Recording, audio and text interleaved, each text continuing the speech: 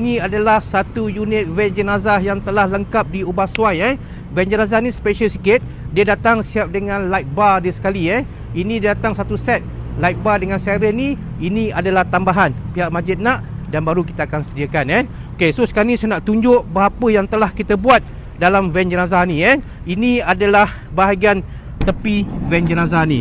Okey, van jenazah ni dia datang, dia dah lengkap semua, siap dengan dia punya pengusung jenazah kita dah sediakan. Lepas tu langsir kita dah sediakan. Lepas tu kita dah pasang dengan lampu LED. Lampu LED ni kita pasang tujuan dia supaya ia nampak lebih jelas pada waktu malam. Ini lampu asal, ini lampu yang kita tambah. Okey, van ni dia datang siap dengan aircon sekali. Kalau ikut asal dia datang dia tak ada aircon, tapi kita pasang siap sekali dengan aircon. Okey, untuk seat ni pula kita gunakan armrest. Dia ada siap semua seat ni, ada armrest dia. Dia nampak lebih selesa lah. Okey, lepas tu juga ini ada satu box dekat sini.